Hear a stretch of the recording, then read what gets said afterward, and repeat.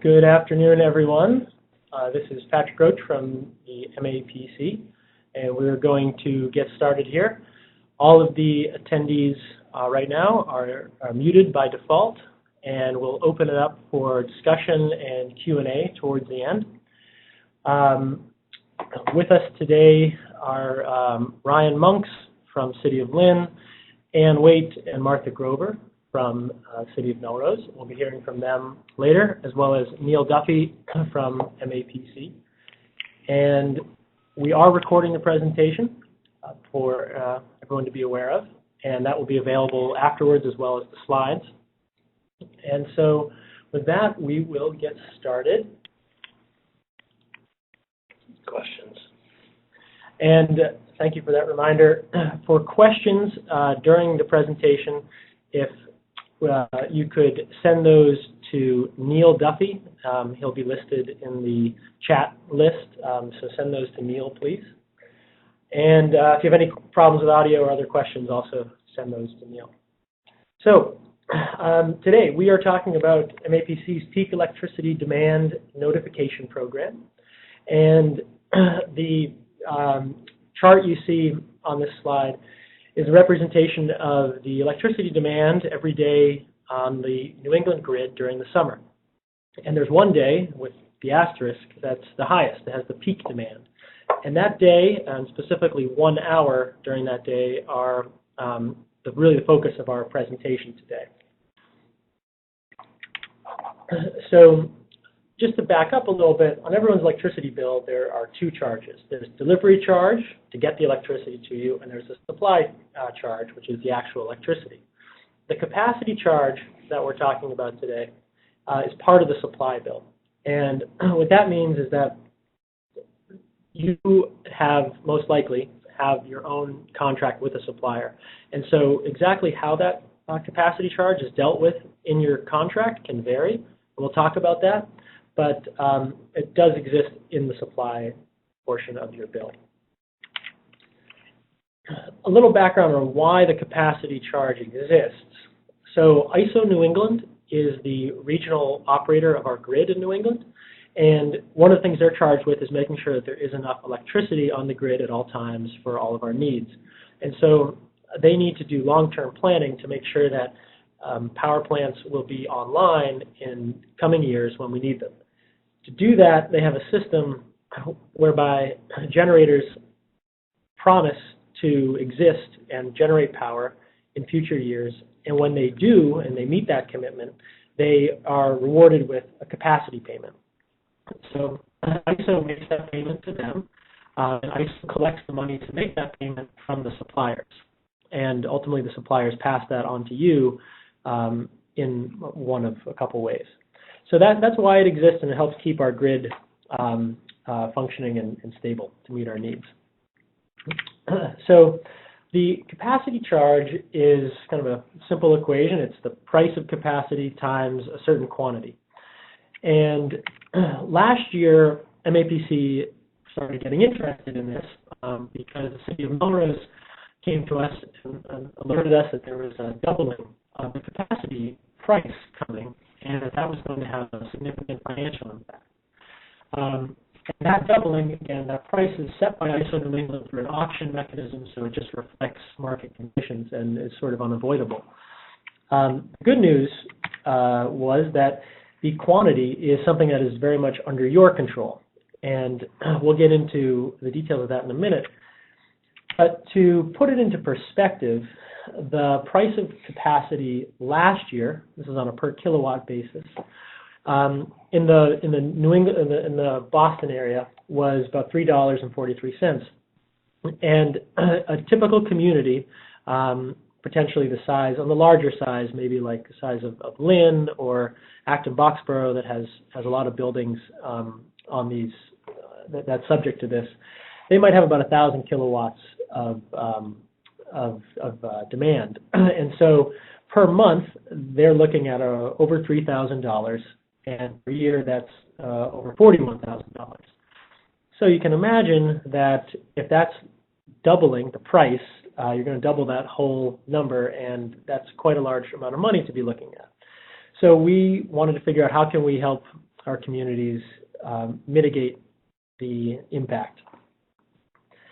And I should also note that some other communities we've been looking at this year with their data, like Winthrop and Melrose and Swampscott, they've got more like 500 kilowatts.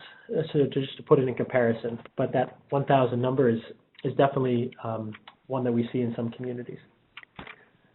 So not all of your buildings and your accounts are going to be subject to this. The capacity charge can only be assessed in this way on some of the largest buildings that have an interval meter, and that means that it's a meter that doesn't just register how much you use during the month, but actually reports every like 15 minutes how much you're using. And those are only put on the biggest buildings, the biggest users, which tend to be high schools, middle schools, maybe city hall, wastewater treatment centers. And the way you can figure that out is by going and looking at your bills, and you'll see the electricity rate that you're on. For National Grid, it's G3 customers, and for Eversource, it would be B7 or G8. So that's, just check out your bill, and you should see those there, and those are the buildings that it applies to. So in terms of how that quantity is set, if this was your usage in, say, your high school over the course of the day, if we're on that peak day, that one peak day of the summer where the grid is experiencing its highest demand, on that day, on the peak hour, the ISO is going to look at what your building was doing, how much demand you had. So this is the peak hour, it represents the peak hour, and your usage during that period is going to be what determines your quantity, which is essentially, they call it an ICAP tag. And what you're doing that whole hour is what determines that quantity. And just a note in terms of timing, ISO has a year, a calendar that starts in June and goes through the next May. So your usage this summer is going to determine what that ICAP tag is starting next June 1st. So, for example, your usage during the peak of last summer is going to determine the tag that you're assessed starting next week, essentially. So the key here is that if you're taking action now this summer, that's going to be impacting your costs starting next June.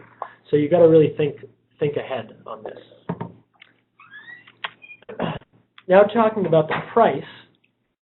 The price somewhat depends on where you are. And there are 3 load zones in Massachusetts. The Boston area, which is everything that has a red letter N on it here, is in the NEMA load zone. And that's the one that the price increased last year and will be increasing again this year. The other load zones are SEMA, which is to the south, and WECMA to the west. Those will be increasing next year. So again, taking action this summer will be very important for both groups. These are the prices we're looking at. So starting last summer in the NEMA Boston load zone, we were around $3. And starting just next week, that's going to be doubling to over $6. So folks who load shed last year will be helping to mitigate that increase. Starting next June, it's going to go up to $15, so you get more than double, which is quite a large increase. For the other communities, it was about $3.43 back in June of 2015. Starting next week, it will be actually slightly lower. It'll be around $3.15. But starting in June 2017, it's going to more than double. So again, what you do this summer is going to help ameliorate that June increase. So here we go. We understand how the capacity charge is calculated. And if we're looking back at our high school, we know that what we do during that one peak hour on the grid is very important. So how can we essentially reduce that quantity, reduce what you're doing during that peak hour? Well, that's what we set out to do last year and what our program is doing this year. And thankfully, it's not super hard. So ISO New England, as the grid operator, puts out a lot of great data about what is happening on the grid and what they expect to happen on the grid. So the only problem is that they don't really put it into context for you. So they don't tell you that, you know, we think today is the peak day, or that this is the this is the peak hour of the summer, you know, load shed here. So they don't tell you that. So that's where MAPC comes in. We worked with a number of municipalities last year, including Melrose, Arlington, Winchester, and Acton-Boxborough, to really kind of look at some of the past data, crunch a lot of years past of ISO's data to be able to figure out when, what types of levels of demand on the grid signal the peak day. So we came up with a notification system so that each morning MAPC is crunching the ISO New England data and then assigning a risk level based on our analysis, and then broadcasting that out to you folks. And we have 3 risk levels. One, the first one is unlikely. We set a level and it's nowhere close to that because ISO estimates what's going to happen each day. So we know the estimate is not close. Then we have a possible category. Last year we called it think, but we're calling it possible. This is where ISO's estimate is going to be pretty close to what we think the peak could be, and that means that, you know, if they're off, and they are off each day by a small amount, it possibly could be the peak. So those are days that we want to make you aware of, and you may choose to take action. You may not. Then there's the likely days. These are days where ISO's estimate is over what we expect the peak to be, and so this is a pretty good bet that you want to reduce your electricity use because it could be the peak. And throughout the summer, we're going to be adjusting our thresholds for what these are, because we may have a really, really hot day with a really high peak, and then we can sort of readjust and recalibrate so that we sort of shift everything up.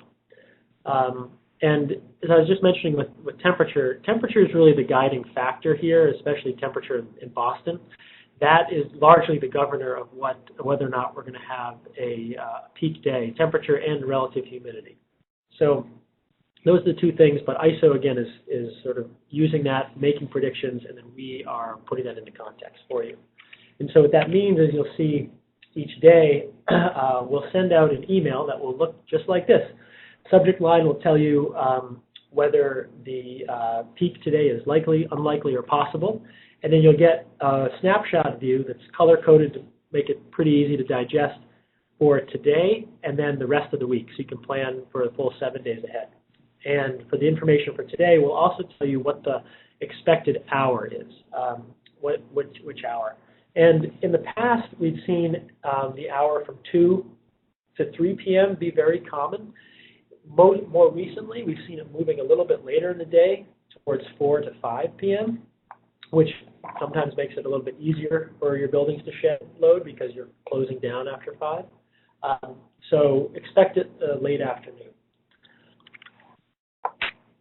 If folks are really, really curious throughout the day, you can go to ISO's website. On their homepage, you'll see this graph, and the bottom right, there's a way to track the real-time data. You can click on it, and it'll bring you to this real-time graph, so you can see what the grid is actually doing in orange versus what they expected, so you can be even more closely monitoring what's happening on the grid.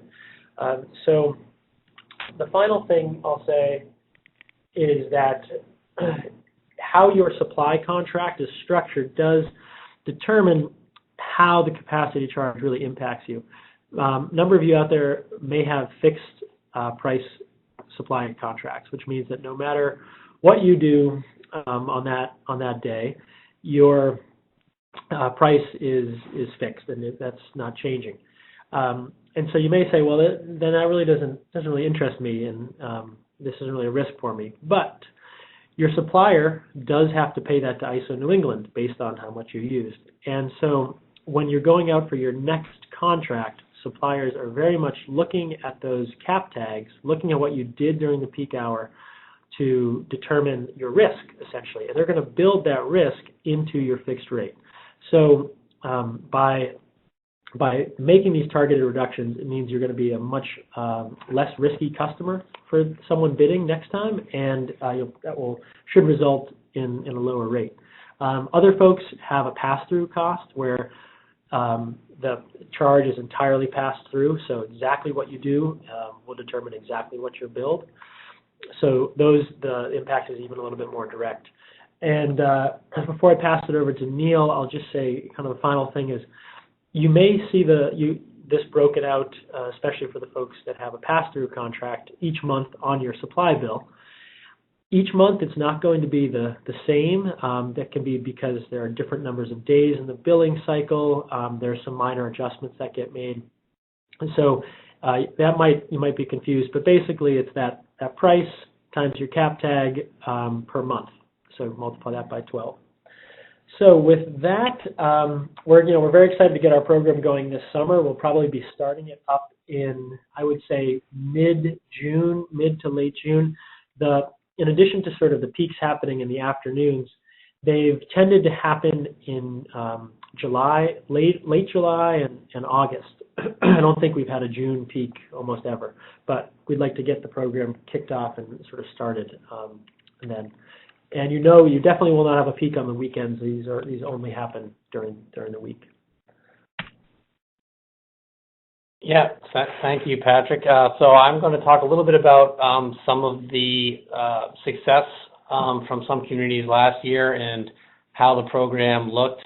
Patrick touched on it because it looked very much like it's going to look this summer. We will. I'm going to talk a little bit about how many load sheds we called and what the summer sort of looked like. So we had, I think there were 18 communities total that were receiving the emails, and 8 were calling load sheds or took action when they received the emails that said it was a likely day. And this graph gives you sort of an overview of how the summer went. On the x-axis there is the dates, so that's the summer, and then on the y-axis you're seeing the demand. And as you see, as Patrick mentioned, it started to heat up literally in early July. And the likely days, there were actually 5 likely days called. 2 of them were grouped together as consecutive days. That's why there's just 3 arrows there. And then later in the summer into the fall, there were two possible days. You can see that new risk levels we recalibrated the risk levels at certain points in the summer. One was as the summer was going, especially since it was the first year of the program last year, wanting to make sure that we did capture the peak day. We lowered the threshold slightly just to make sure that we were not missing anything, because we hadn't called a day in the first month or so. And then shortly after that, we saw the first day, which was on July 20th, that went over that threshold line. So then after that, we were able to sort of recalibrate the threshold and raise it back up again to a higher level, so we wouldn't be calling too many days. And then shortly after that, on July 29th, was the actual the peak day last summer, or peak hour, I should say, and that happened between 4 and 5. As Patrick said, they're sort of getting later and later as time goes on. So that's a look at what happened. Like I said, there were 5 days called, so not an overwhelming amount of days where you have to take action, and two possible days. I want to look a little bit now at some of the success stories, and the folks from Melrose and Lynn will go further into the details of what they actually did and what their plan was. So I'm just going to give you an overview of the impact that their actions had. So if we look first at Melrose, the top row there is their 7-year average of their cap tag going back prior to last year. So that's sort of your before row, and then the next one is their cap tag now because of the actions that they took last summer. You can see that they reduced their cap tag by 50%, and their avoided cost, if they had not taken action, they would have been looking at a $43,000 cost, but now they're looking at a $21,000 cost. So that's their avoided cost because of what they did last year.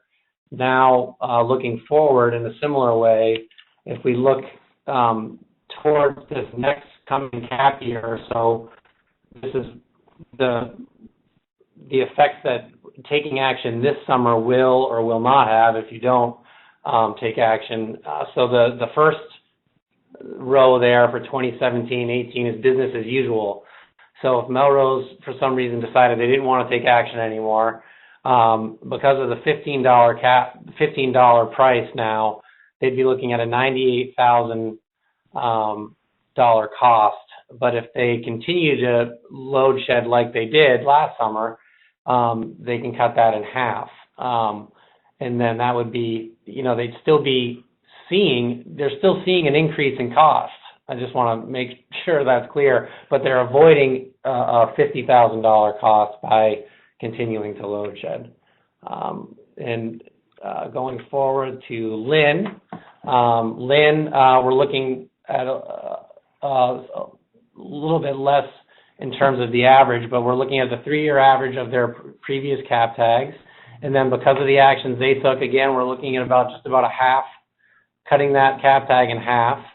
And if Lynn had not taken action, they would have been looking at a $111,000 cost, but instead they're looking at a $52,000 cost, and that's a $58,000 in avoided costs. And once again, if we look forward to this year, if Lynn does the same thing that they did last year, they're going to have a pretty major increase in costs regardless because of the increase in the price.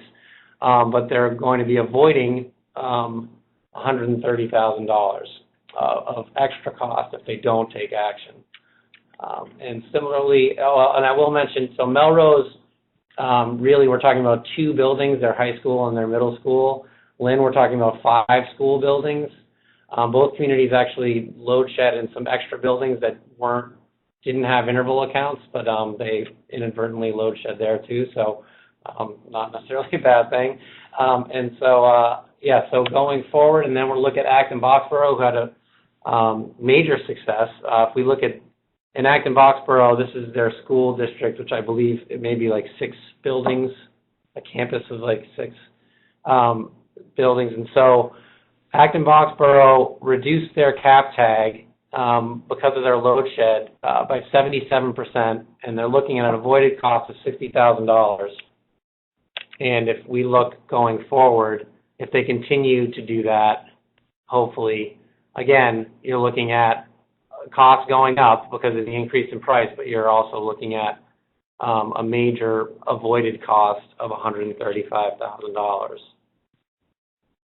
So, I just want to mention too, with those extra buildings,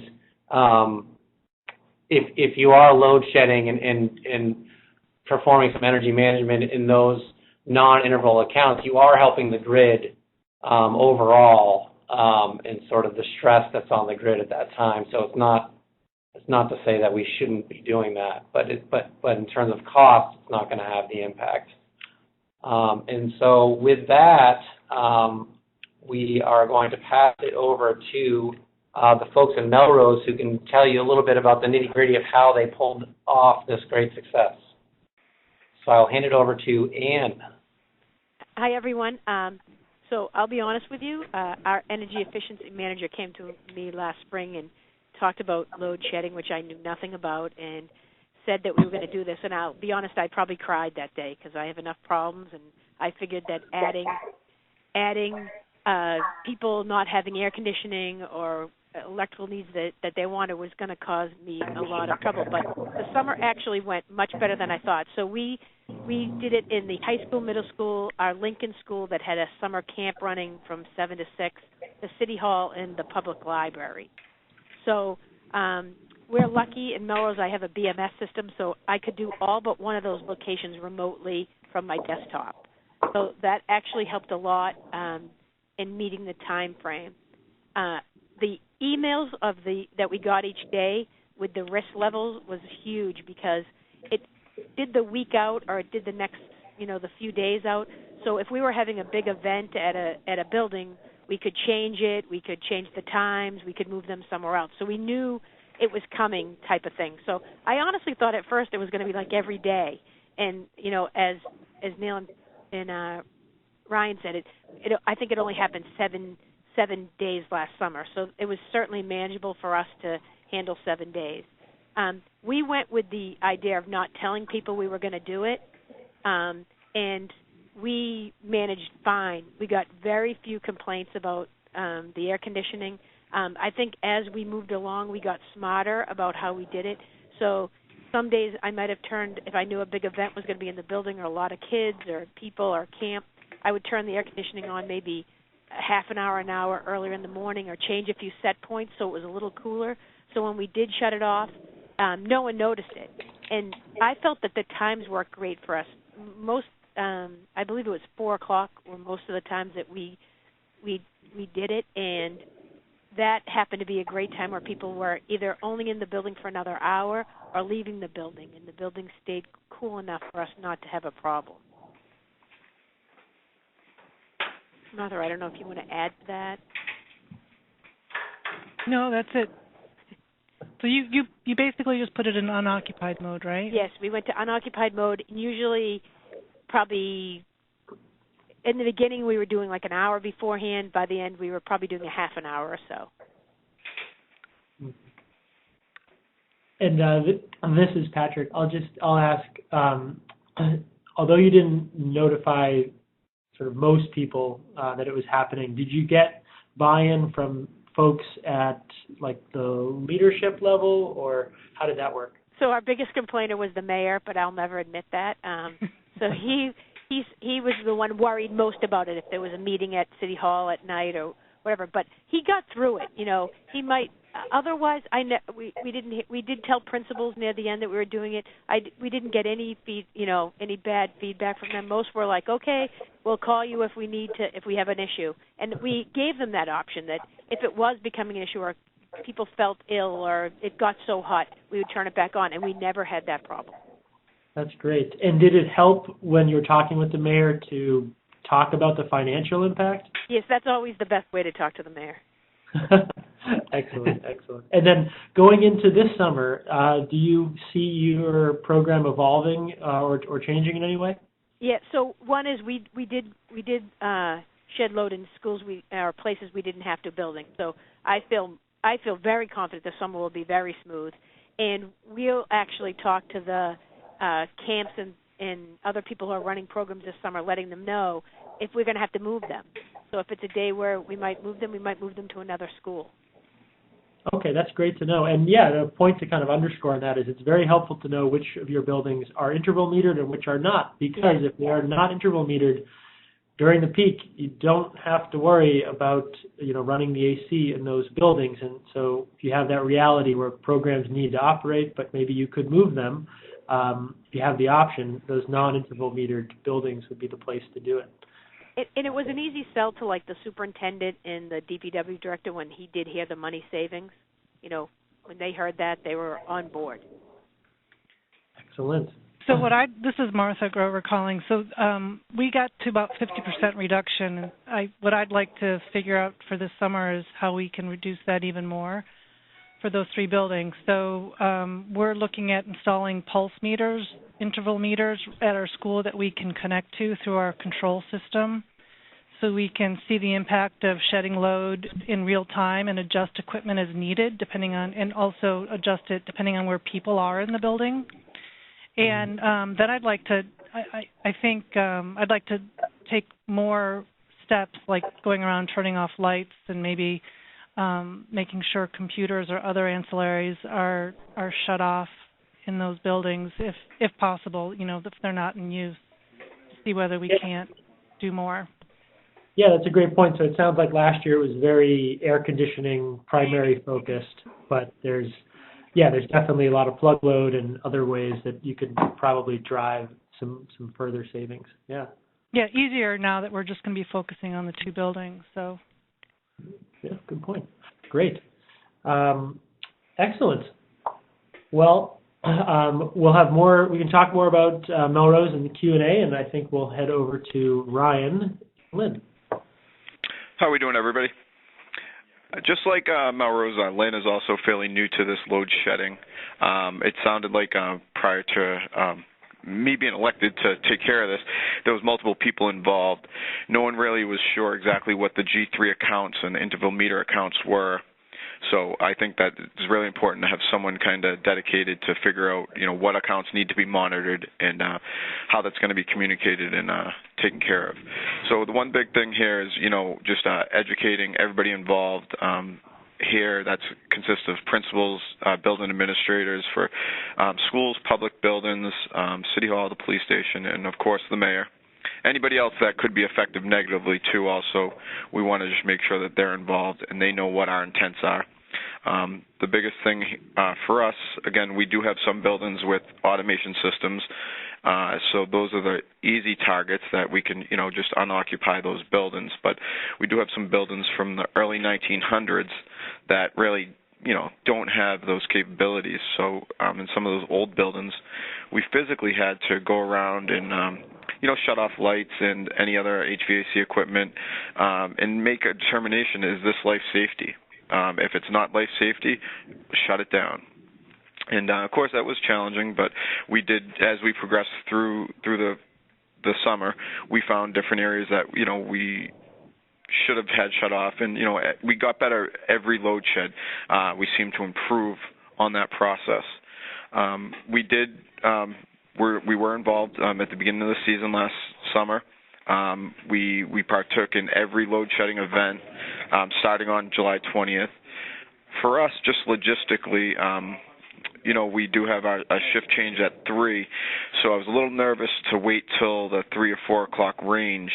So I actually started my shutdowns a lot earlier, right around 2 o'clock, and these shutdowns were handled by myself through the BMS, through electricians who actually had to go to some piece of equipment and actually hit the disconnect, and then also our custodians to shut off lights and any other computers or equipment that could be shut down manually.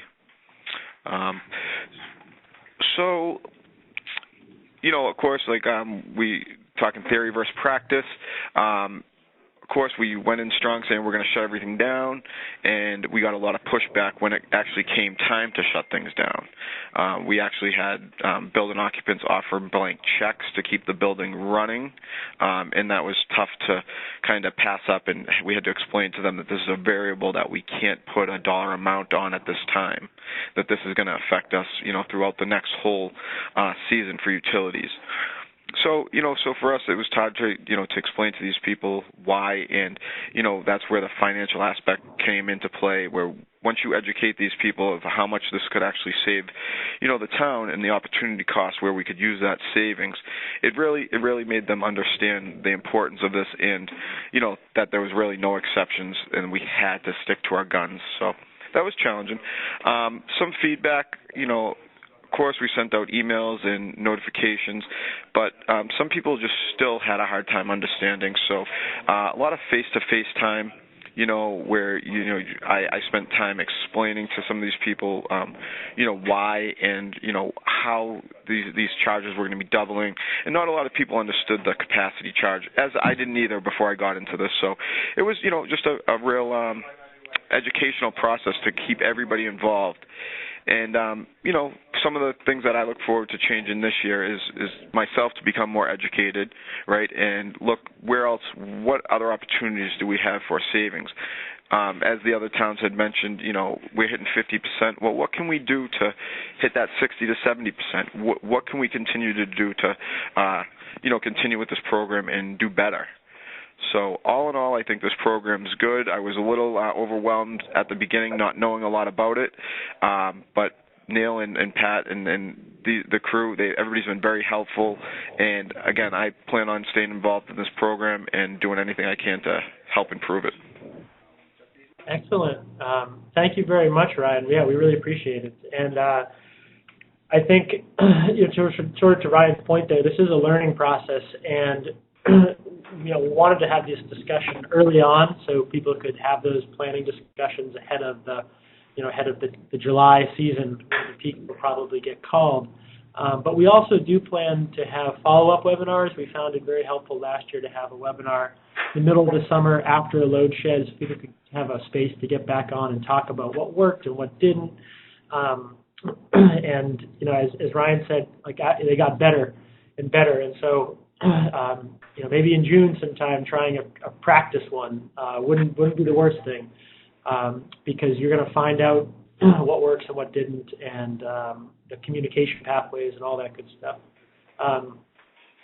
Before we move on to the Q&A, I'd just like to note that the reason we were able to get these savings numbers that Neal was sharing earlier was because you're entitled once per year to get a copy of your interval data from the utility. So we can figure out, by looking at that data, exactly what was happening during that peak hour. Also, you are entitled to request at any time your ICAP tags. And they were just released about last week for the ones that will go into effect starting in June. So we definitely encourage everyone to talk to their utility or their supplier to get the cap tags and probably your past supply. We'll talk a little bit about actually making that request. It's a bit of the Wild West in terms of trying to get it. I'll let Neal talk about that a little bit more.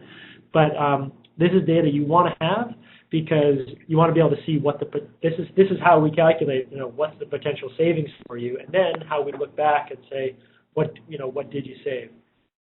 As Martha mentioned, there are ways that you can install some devices to get real-time views into what's going on in your building, and that can be really helpful and really valuable. And I think sort of post-webinar or even during the Q&A, we could talk more about that if you're interested. But getting a hold of your data, your historical data, is really the first thing to do. And before I let Neal just talk a little bit about how to get the data, we would also just like to say that when we were putting this webinar together, some folks over at TransCanada were very helpful. They're a supplier, but this is sometimes complicated to figure out how it all works together. So TransCanada was very helpful for us. And just another note too on this is that this is mostly targeted to dollar signs, dollar savings, but there's a real emissions benefit too, because on the peak, that is when the dirtiest fuel sources come on the grid in order to enable the grid to continue operating. So that's when you get some of the peaker plants that are often less efficient gas plants or even oil plants.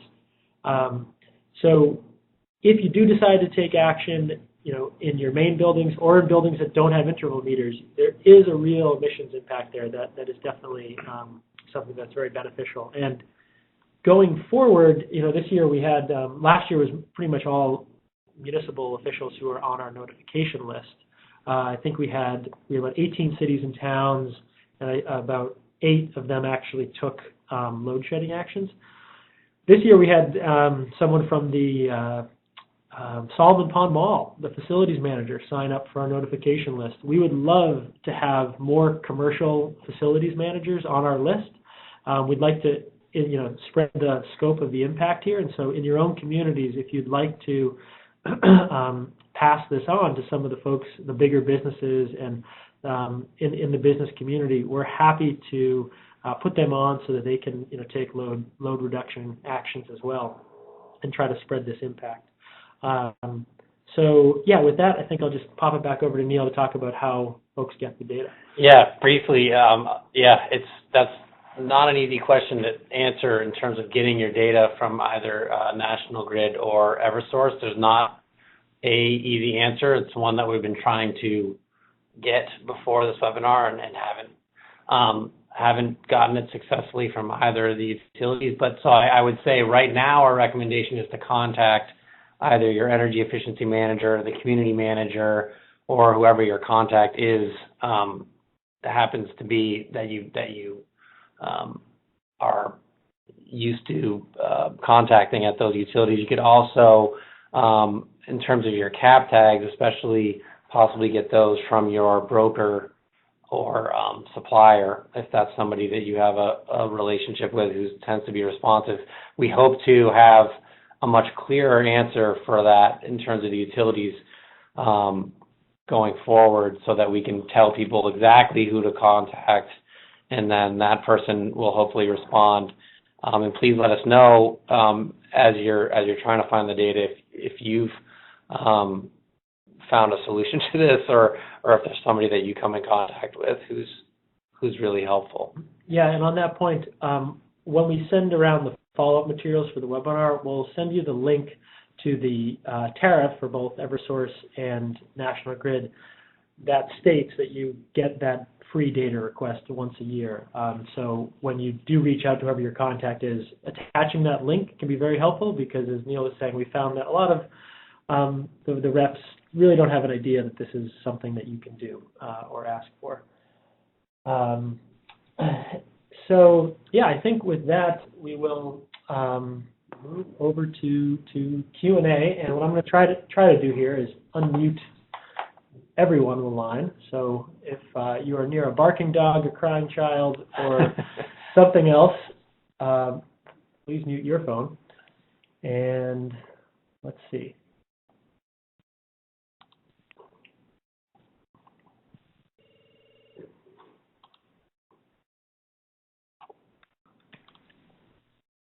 Patrick, this is Martha. Mm-hmm. While you're adjusting or fussing with your presentation, one of the things that I learned recently is that the reason that the peak hour has switched or moved up to, or moved back to 4 o'clock is the impact of solar on the grid. Yes, thank you, Mark. With the distributed generation on the grid, and it's now in the, as the sun goes down or starts to, there's less solar production starting around 4 o'clock. So that's why there's a new, the peak is now at 4. Yeah, thank you for that point. That's good. That's kind of a nice benefit that to see that at a grid scale, we're actually having an impact with our Emily, I'm going to ask Emily Wright from Burlington if she wouldn't mind commenting on her process of getting the data through Eversource. And I would just say there might be someone who is outside in a windy area, or maybe breathing very deeply. If you could stop, that'd be great.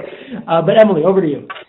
Sure. So for Eversource, I was able to get my interval data from them. I sent you a PDF that they want you to fill out, a form.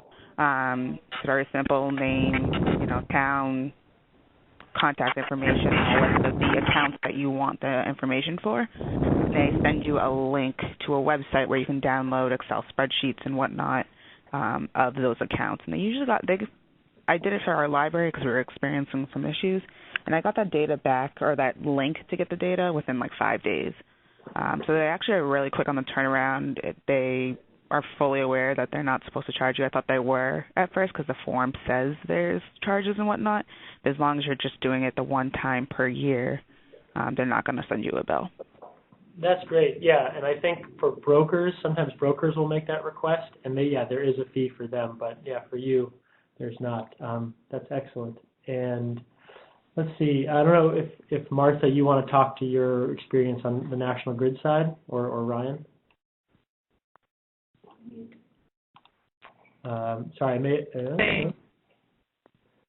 It was pretty much the same for us, where there was something on the National Grid's website. We requested it within a few days. We got a link to the data. All right, great. What we'll try to do is follow up afterwards and kind of synthesize this down, and we'll send these out to folks for different links and forums. And the one thing that you will find too is that sometimes there's a tool called Energy Profiler Online that they may give you access to for this request. They may just give you a spreadsheet with information, but they may give you access to Energy Profiler Online, which is an online tool that's sort of halfway useful. It gives you real-time data, but it gives it to you after each utility bill, so it's like a month late. So it is pretty useful, and if you do get access to it, we're happy to help you sort of navigate it and find out where your data lives in there and what the right export stuff is. And if you do also get the data, we're more than happy to help walk through the math with you to look at what you have done and what the potential is. As a note, I actually did mute everybody again, just because it was a little loud. But feel free to either shoot a note to me and I can unmute you if you'd like, or Neal. And we did have one question on how do we know that the dollar savings are actually passed on the utility bill. So I think to answer that question, that really would only happen for the folks who have the pass-through capacity costs. So first off, I would say go check your supply contract, your municipal supply contract, and see how capacity charges are dealt with. If they're listed as a pass-through, then you should see a capacity charge as a line item on each of your monthly bills, and you'll see that right there. If you have a fixed rate, then you won't see that type of breakdown on your supply bill. But again, when you do go to renegotiate your next contract, definitely make sure that you know what your cap tags are and that you're making sure that the suppliers are aware of that and factoring it in.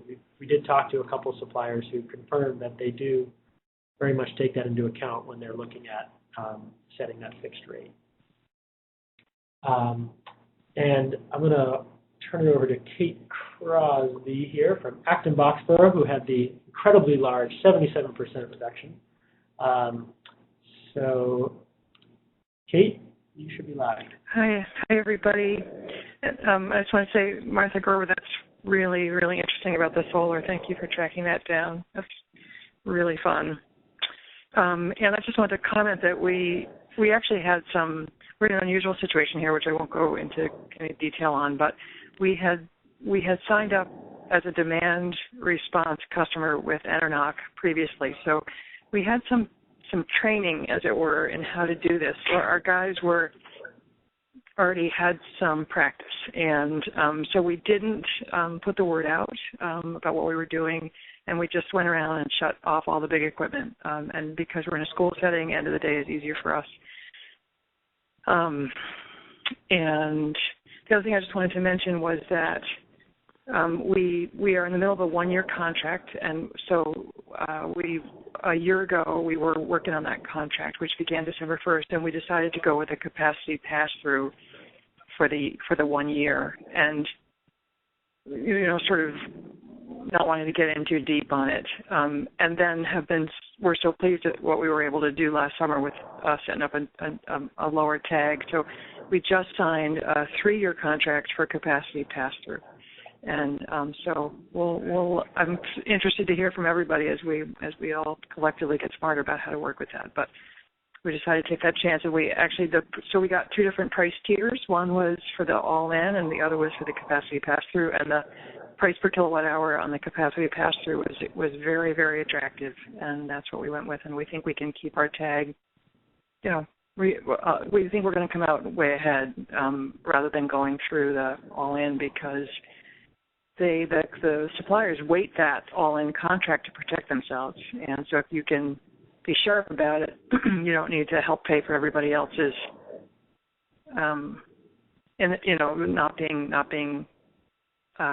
not moving forward on this, and you can steer your own boat. And we think we're going to come out in good shape, and happy that we did it. So we'll see.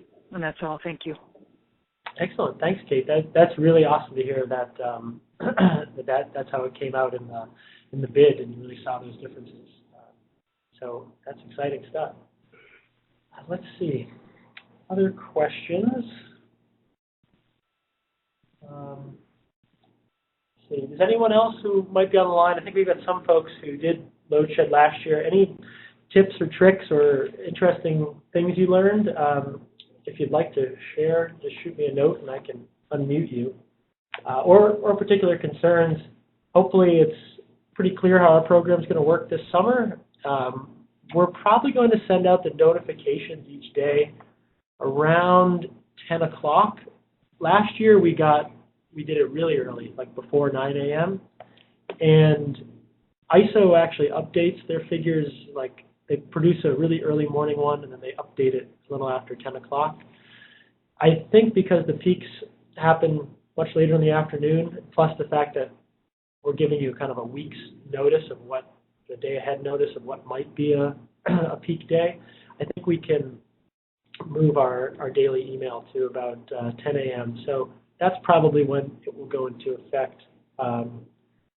And if anyone has any thoughts on, wanting to, they'd rather a text or something like that, we may have those discussions with our data services department about how to make some things more automated and like that. So feel free to let us know on that. And also, we definitely encourage you throughout the day on these peak days. Feel free to give us a call.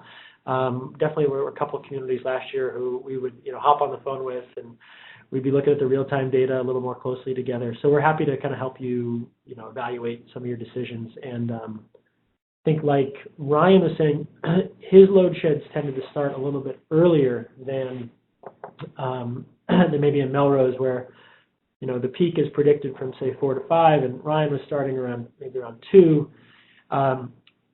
We don't totally know exactly when the peak will be, and it is possible that even though ISO predicts that it's from 4 to 5, that it shifts a little bit, especially as more people do load shed. So starting earlier, if possible, I think is a good move to be more cautious and make sure you actually hit it. But if you can't, especially if it's the first year and you want to try a kind of a soft launch, doing it a half hour before or something is just fine. But not a problem at all to do it a little bit longer.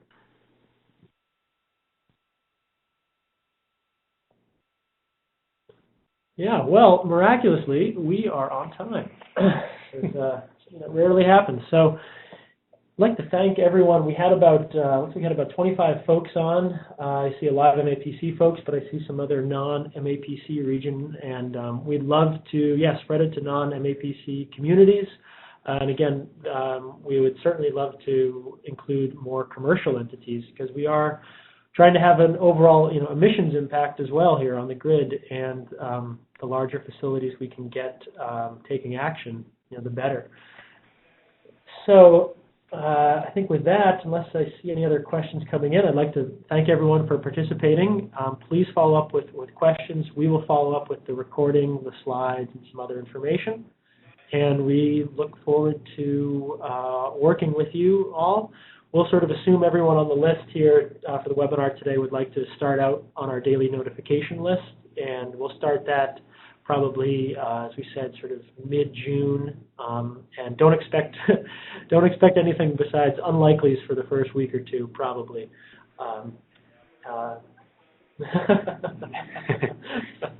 Excellent. So thanks very much, and wish everyone a good Memorial Day weekend.